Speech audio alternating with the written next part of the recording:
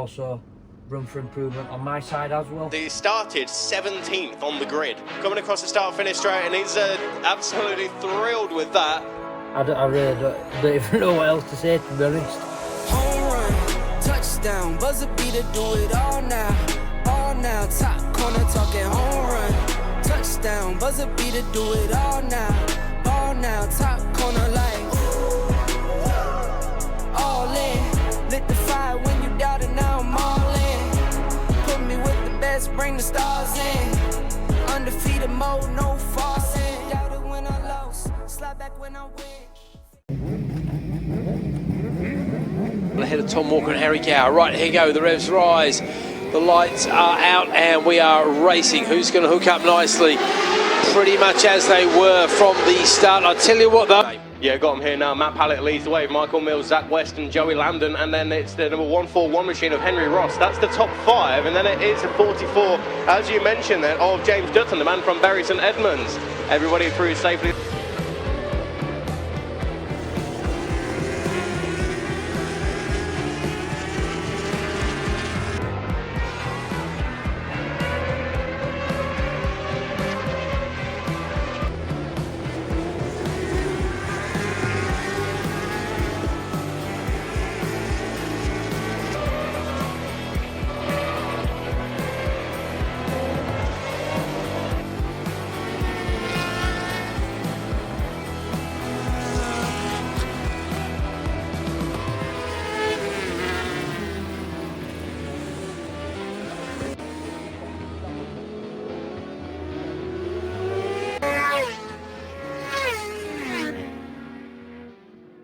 Qualifying not too bad, ended up finishing 9th, got a half decent timing.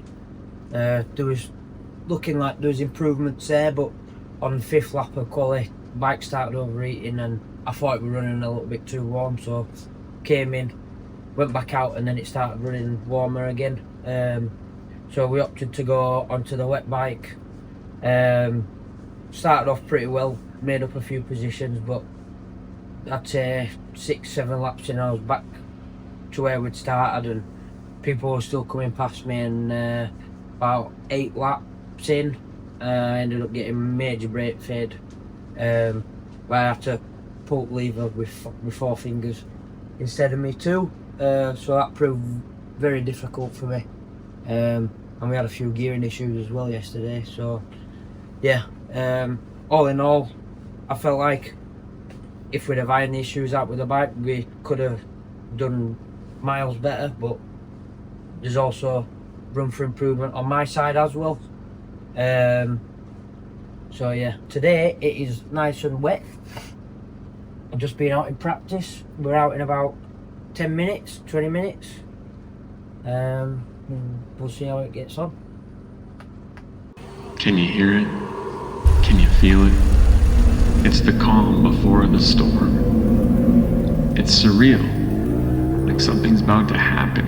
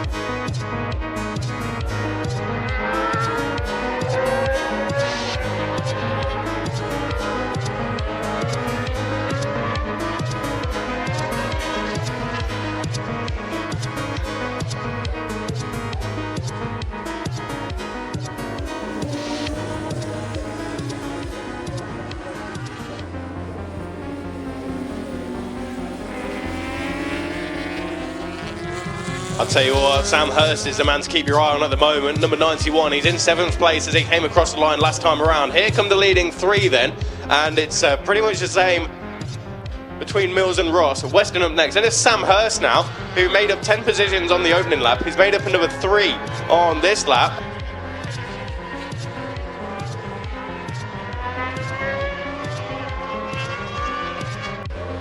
And it's a 0.3 of a second gap between Mills and Ross. They're in the 1 minute 47s. Zach Weston's in the 1 minute 48s, but Keith, Sam Hirst is in the 1:45s. Whoa, that's some extra speed he's found there, and he is coming fast.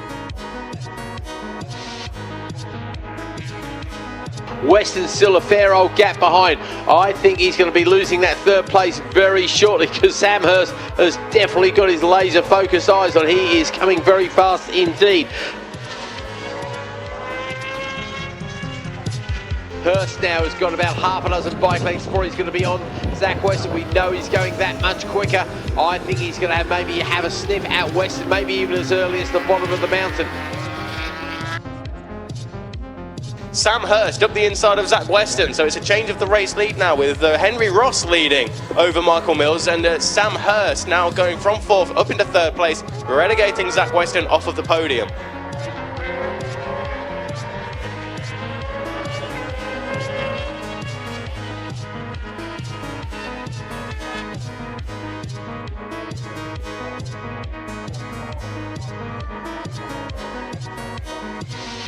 But Sam Hirst is also getting that gap closer and closer.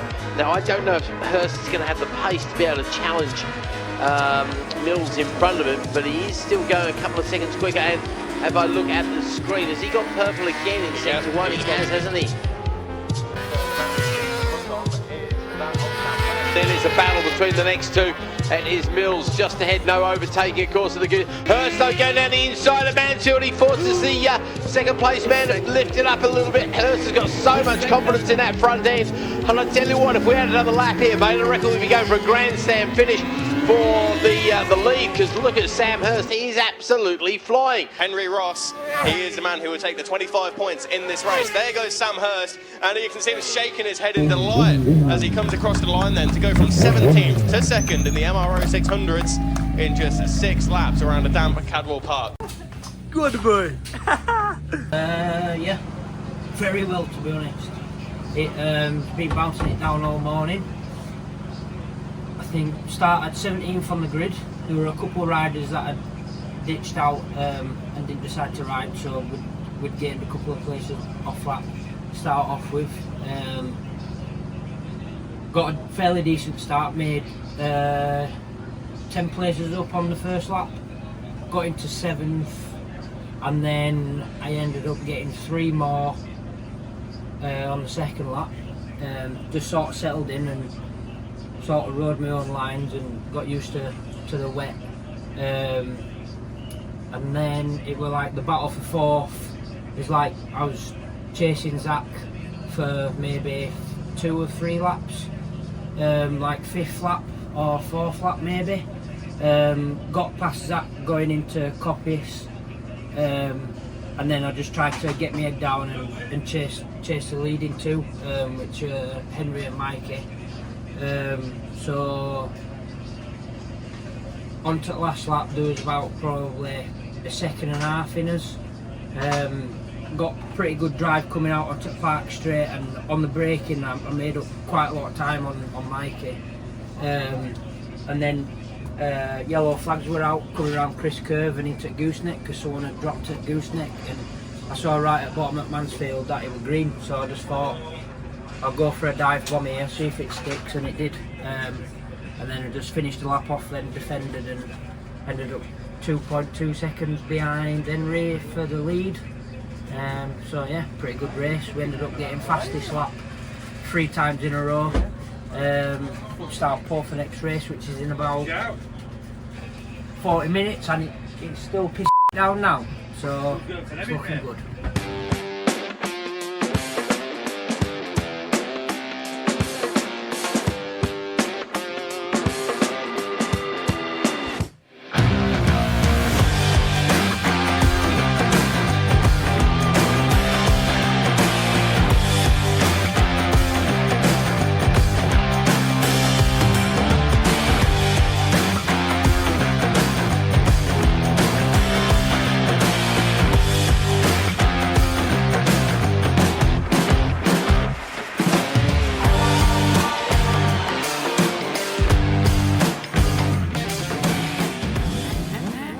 flag at the back of the grid then. Red lights are on, the revs rise, the red lights are out, and off we go.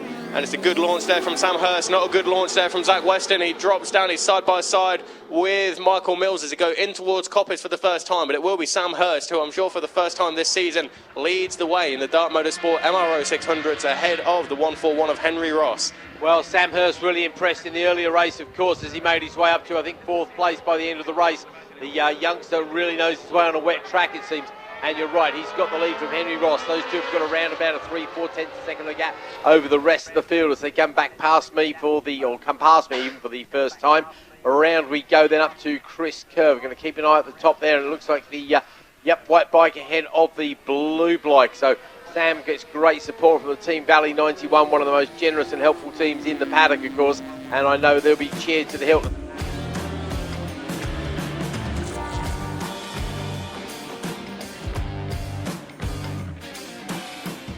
And it is Sam Hirst, number 91, who leads the way on the Team Valley 91 Racing Kawasaki, and he has an advantage of less than half a second over Henry Ross.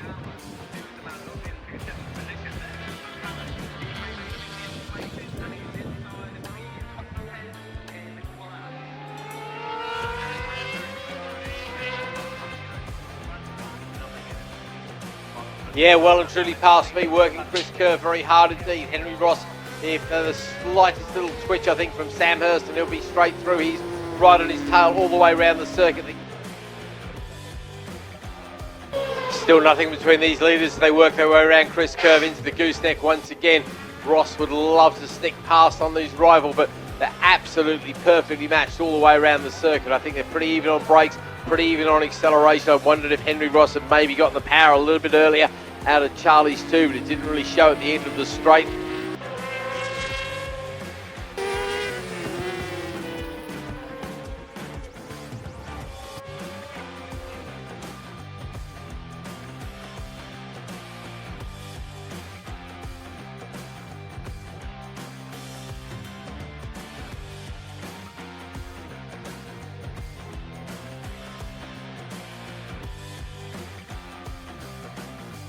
So we'll keep an eye on that one. one. Henry Ross has gone down at the last corner. I've just seen him slide out. So it looks like Sam Hirst has now got a big gap to Michael Mills in second. And I bet they wish they could tell him that you've got a huge lead there. There's no need to push on. You can hit the cruise control. You can roll it home from there. Imagine though, if you think you've got a +0, you're going to keep your head buried in the shed. You're going to push on as hard as you dare, aren't you?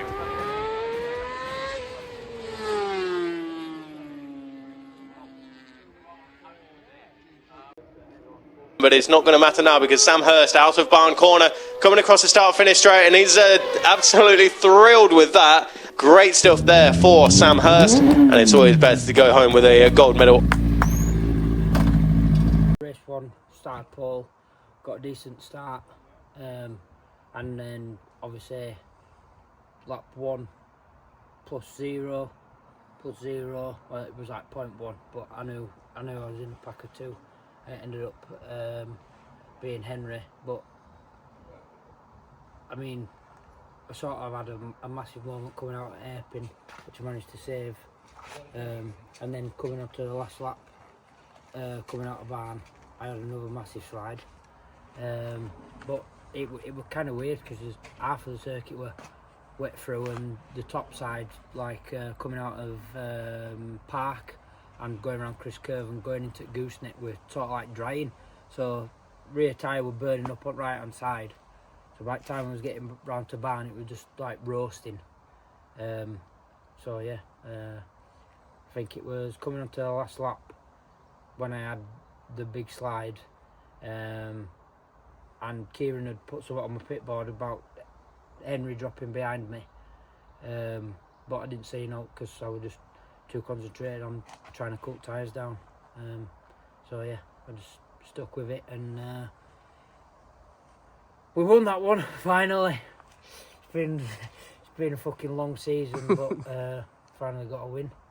Yeah, I'm buzzing. 13-second win. So yeah, I really don't even know what else to say, to be honest. Just thanks to everyone for showing the support. Sponsors, fans, friends, family, everyone for sticking by me, believing in me. Means the world, and thank you very much. Cheers. See you later.